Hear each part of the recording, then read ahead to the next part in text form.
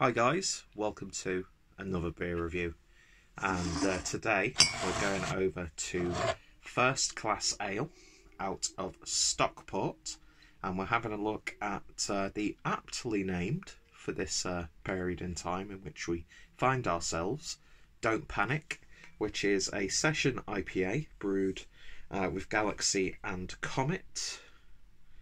Don't Panic is our session IPA hopped with Galaxy and Comet. It offers an out-of-this-world taste experience. So this was kindly... well, me and Adam, aka Mersey Beers, did a little bit of a beer trade. And our usual, well, which is probably going to become a usual thing, especially in current lockdown situation, where I'll leave beers for him in my bin cupboard, and he will come and collect them, and he will swap them for other beers. So we're doing a little bit of a trade. I need to put this out to him. We need to do a mystery beer swap, because Adam needs to kickstart his channel and he needs to do reviews. I'm not going to force him because it's a big step really, but yeah, anyway, yeah, mystery beers, we have to get that sorted out. So yeah, First Class. What did I have recently that I enjoyed? I think it was the Mosaic Pale, and yes, Adam, I am using the bottle opener.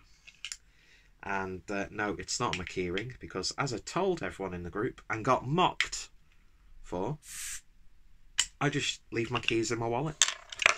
So I've not got bulky, pockets in my excruciatingly tight skinny jeans, which I should not be wearing for my size. Anyway, so yeah, that actually came off really nicely.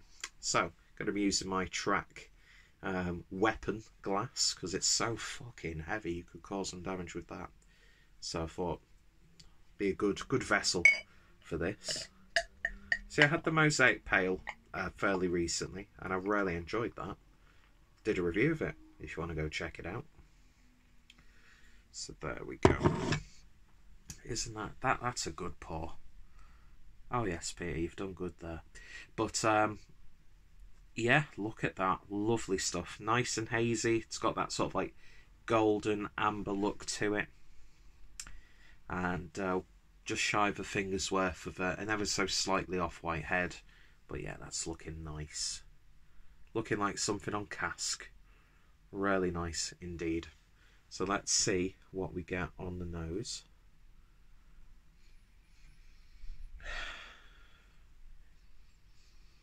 It's a muted sort of aroma. It's more like you get like a dusting of aroma, I would say.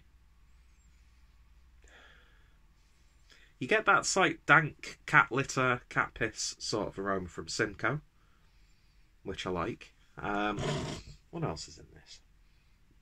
Simcoe. Is that the Comet that's giving that? It reminds you of Simcoe. There's almost like a Simcoe-esque hop. That's why I thought there was a Simcoe hop in there. Shows you how fucking stupid I am when it comes to beers. Galaxy and Comet. Yeah, it's got like a dank cat litter Simcoe element. There's a little bit of citrusy fruit coming through. Fairly standard.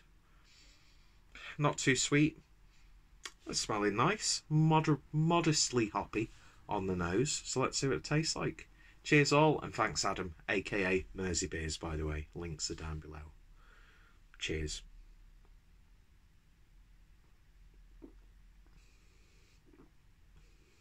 Oh, that's nice.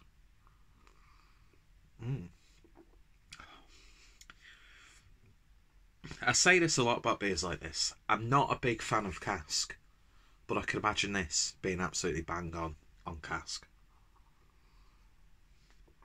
You get a bready, biscuity character, and then there's a nice like fruit juice hop character. Not like juicy as in haze juicy, do you know what I mean? But like, I had like a medley of citrus. There's some berry tones in there, a little bit of blueberry, slight strawberry like character. I don't think I had to look at what the ABV is. 3.5%. Wonderful body. Really wonderful body for a 3.5% beer.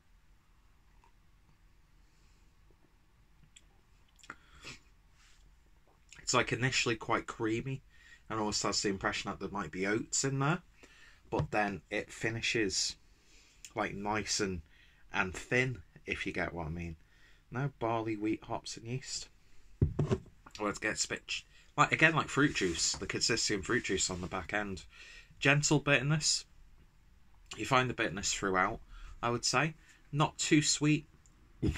There's like slight dank character. Very subtle savoury like tone. But yeah, you could just chug this by the pint. You really, really could. It's just simple. It's flavoursome but simple. It's... I don't know, is modest... Could that be deemed as a negative? When I really don't mean it to be? You know, it's not in your face. It's not like, bam, hops, hops, hops, hops. But there's just enough hops, and they're used really well. But yeah, you could swear that there's like a Simcoe in this.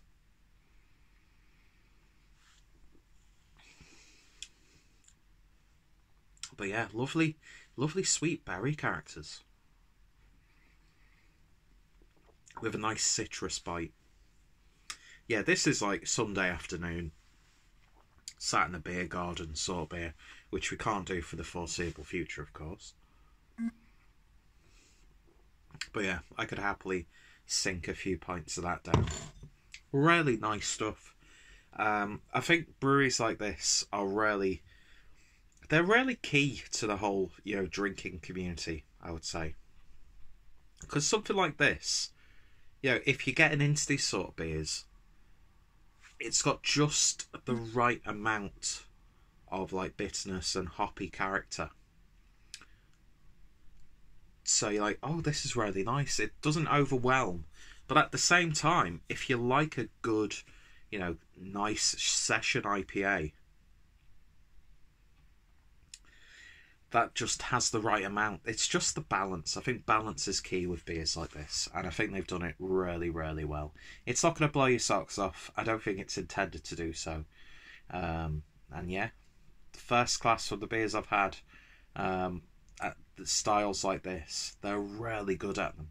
And yeah, it's breweries like this that could probably make me change my mind about cask beer. I've got nothing against cask beer.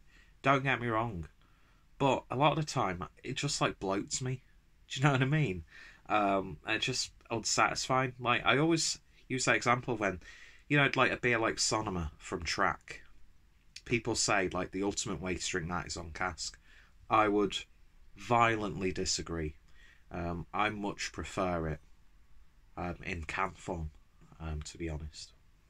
I know people will tend to want to have it fresh on keg and that sort of thing, but I think Sonoma in can is really damn good. But it's beers like this that really can really change the tide when it comes to cask beer, and I'm sure they've done it on cask, whether it be at their sort of premises or any of the bars and pubs that they've supplied to in the past. But yeah, a brewery that I'm really enjoying the more I drink of their beers, and I need to drink more of them. So if you've tried this one, then let me know your thoughts, opinions down below. Are you a fan of the brewery? Are you a fan of session IPAs like this? To me, it sort of like bridges the gap of like traditional real ale and the ever-changing world of craft beer. Although I hate differentiating by using those two terms, because beer's beer. It's good beer, there's bad beer. Doesn't matter who brews it. Do you know what I mean? But yeah, if you do cling to those sorts of labels, then I think you could do a lot worse. And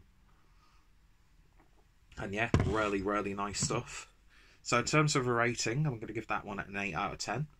I'm going to enjoy the rest of that on this cold, bleak Sunday afternoon. I've got some Doritos and some salsa and garlic and herb dip left from a very underwhelming Domino's pizza that I had last night, which made me feel a little bit sick, to be honest. So yeah, I'm sorted. And Adam, massive thank you, bud, for doing this trade, and because at the end of the day, you're the one who's having to drive to me to leave these beers. So I'll always put a few little treats in the agreed trade that we have, just to show my appreciation. That's what it's all about, really. You don't give to receive, I like it when I look for my beer stuff and I'm like, do you know what? I would probably really like to drink that, but someone else have it. It's just beer at the end of the day, isn't it? Do you know what I mean? And I've picked up some interesting stuff thanks to Adam, and he got me into Glenafric. I fell hard for Glenafric's Atomic Orange, thanks to him. So that's a regular beer that will be purchased going forward. So yeah, anyway, why are we talking about other breweries? First Class Ale. If you can get your hands on their beers, definitely do so. They've got a web shop, highly recommended. They've got a nice bundle of beers, and their merch is really cool as well. So I'll have to do an order. I really will. Lovely stuff indeed. Proper fancy fish and chips now. But I'm going to have to retoast and dip, so a happy compromise. Anyway, talking out my arse, talking utter rubbish. If there's two things that you do after watching this video, it's go check out First Class and go check out my good friend Adam from Mersey Beers, who's also First Class.